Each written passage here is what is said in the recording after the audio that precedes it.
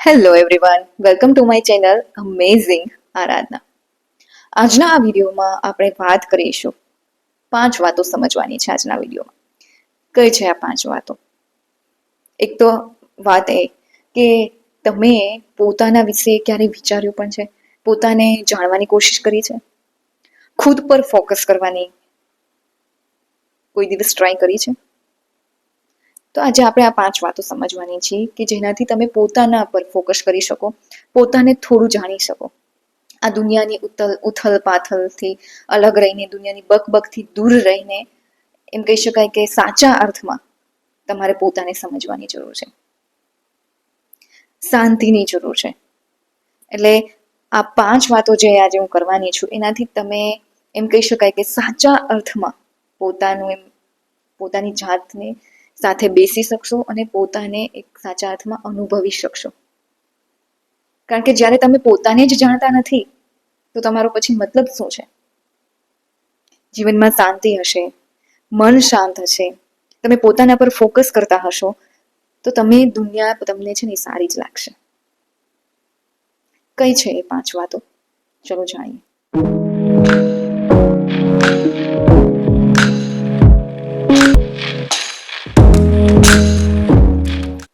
એમાં સૌથી પહેલા છે કે દરરોજ થોડો સમય છે ને એ મૌન સમય નક્કી કરો. કેમ મૌન સમય? મૌન રહેવું કેમ એટલું બધું જરૂરી છે? કેમ કે જો તમે મૌન રહેશો ને તો તમારી અંદર છે ને એક પ્રકારની એનર્જી તમને મળે છે. બસ થોડો સમય, શરૂઆતમાં 10 મિનિટ તમારે મૌન રહેવાનું છે. કંઈ જ નહીં, નહીં ફોન, નહીં મોબાઈલ, નહીં લેપટોપ, કોઈ પણ પ્રકારના ડિજિટલ ગેજેટ, કશું જ નહીં, ટીવી પણ નહીં. ફક્ત તમારે શાંતિથી 10 મિનિટ મૌન રહેવાનું છે. બસ તમારા શ્વાસોશ્વાસ તમને સંભળાવવા જોઈએ. અને પછી તમે તમારી અંદર, તમારા મનમાં છે એ વિચારો આવે છે એને સમજો, એને જાણો. અને એ મૌન સમય કાઢવો હોય ને તો એ બેસ્ટ છે સવારમાં વહેલા ઉઠીને. સવારમાં વહેલા ઉઠો છો તો શું થાય છે ખબર છે? કોઈ પણ પ્રકારનો છે ને સવારમાં ઘોંઘાટ નથી હોતો, એકદમ શાંતિ હોય. એટલે તમને એ મૌન સમય, તમે જ્યારે 10 મિનિટ માટે મૌન રહેશો તો તમને પોતાને છે ને એક પ્રકારની શાંતિનો અનુભવ થશે. અને બધા લોકો કહેતા હોય છે, આમતું નથી કહેતા કે ભાઈ જેટલી જરૂર હોય તેટલું જ બોલવું, વધારે પડતું બોલવાથી તમારી શક્તિઓ વેડફાય છે. જ્યાં જરૂર હોય ત્યાં અને જેટલી જરૂર હોય એટલું જ બોલવું જોઈએ. તમે જે બોલો છો એના કરતાં તમે તમારા કામમાં એનર્જી લાવો. કારણ કે મૌન છે ને એક પ્રકારની તાકાત છે કે જે તમને છે ને એનર્જી તમારા જીવનમાં લાવે છે. જો દરરોજ થોડો સમય તમે મૌન રહો તો એ તમને એક શક્તિ મળે છે. 10 મિનિટ મૌન રહેવાનું છે. તમને પોતાને ખૂબ સારું લાગશે, તમને અંદરથી શાંતિ મળશે. તમે છે ને તમે તમારા પોતાના વિચારોની આપ-લે કરી શકશો. આ બધું જ થશે.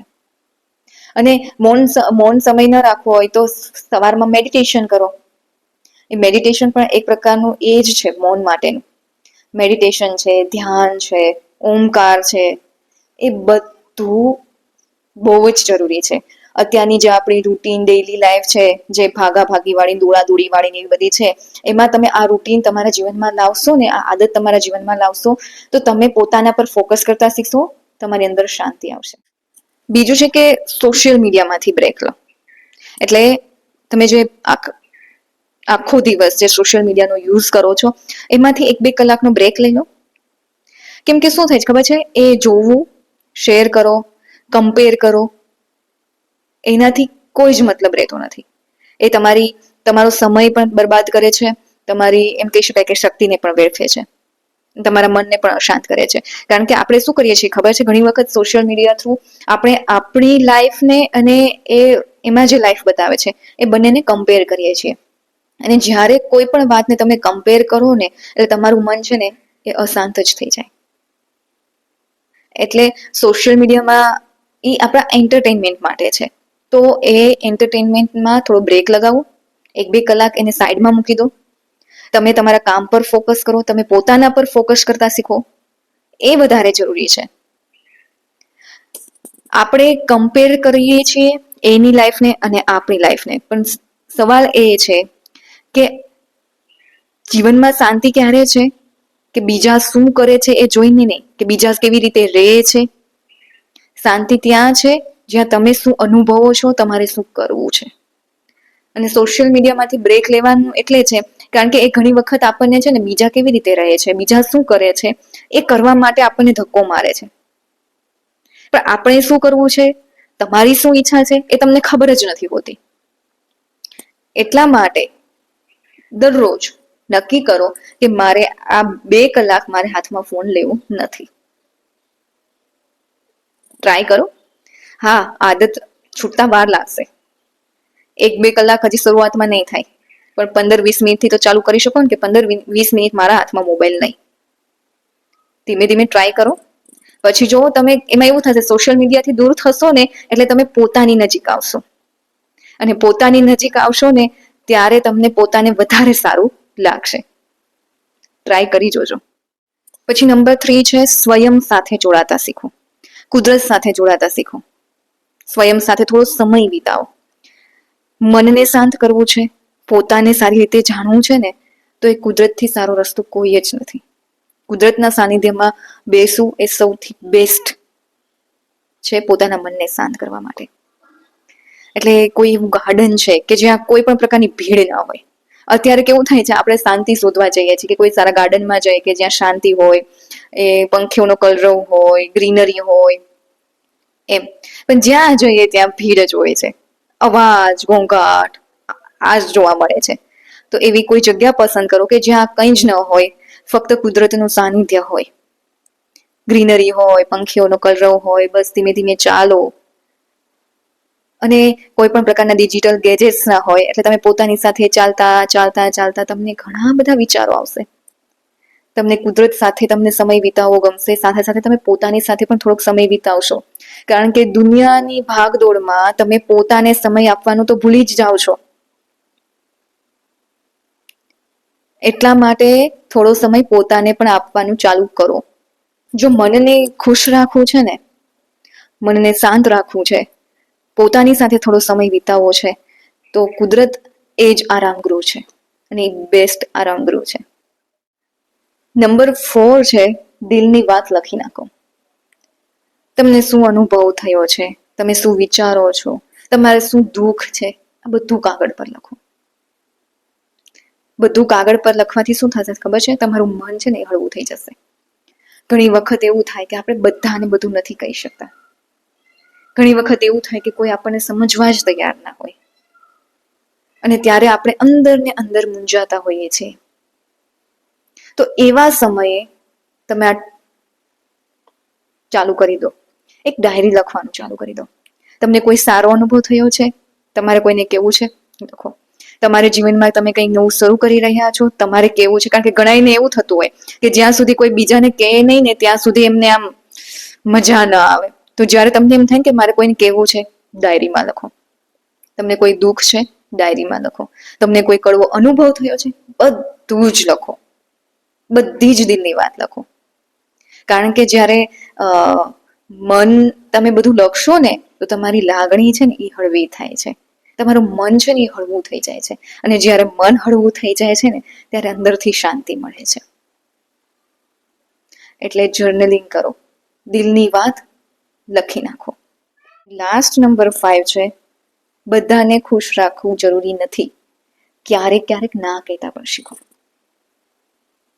જ્યારે આપણે બધાને ખુશ કરવા જઈએ છીએ ને, ત્યારે ક્યારેક આપણે છે ને એ પોતાને ગુમાવી દઈએ છીએ. અથવા તો એમ કહી શકાય કે આપણું મન છે ને એ થાકી જાય છે બીજાને ખુશ કરવા કરતા કરતા અને બીજાને રાજી કરતા કરતા. પણ છતાં પણ કેવું થાય છે, તોય એમની અપેક્ષાઓ તો ઓછી થતી જ નથી, ગમે એટલું કરીએ તોય થાય છે ને એવું.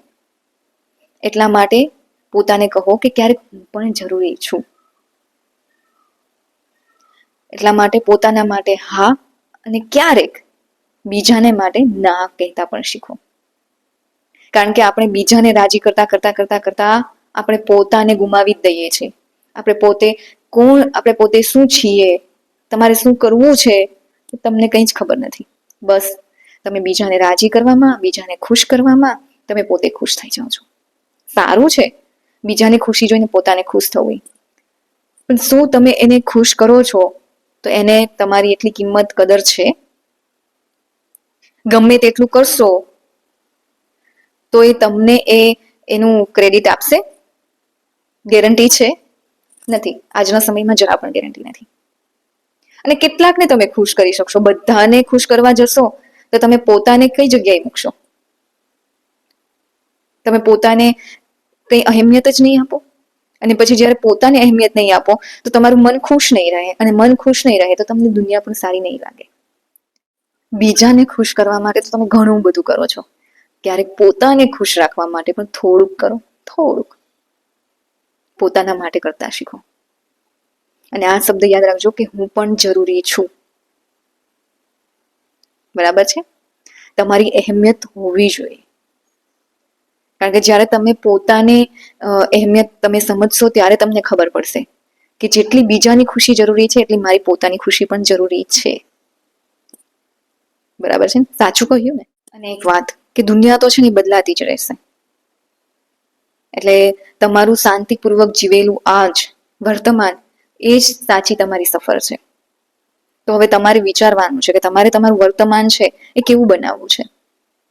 આપણે બીજાને માટે ઘણું બધું કરીએ છીએ, થોડું પોતાની માટે કરી લઈશું તો સ્વાર્થી નહીં બની જઈએ આપણે. પોતાને થોડો સમય આપશું તો સ્વાર્થી નહીં કહેવાય આપણે. પોતાને સમય આપતા શીખો. પોતાના પર પણ થોડું ફોકસ કરતા શીખો. તમને પોતાને સારું લાગશે, તમને પોતાને ગમશે, અને તમારી અંદર જે ક્રિએટિવિટી છે ને એ પણ જરૂર બહાર આવશે. ટ્રાય કરો. જો તમને લોકોને મારો આ વિડીયો સારો લાગ્યો હોય તો આ વિડીયોને લાઈક કરો, શેર કરો, અને અમેઝિંગ આરાધના પર સબસ્ક્રાઇબ કરવાનું ભૂલશો નહીં. ફરી પાછા આપણે મળીશું નવા જ ટોપિક સાથે અને પ્રેરણા સાથે. Thank you.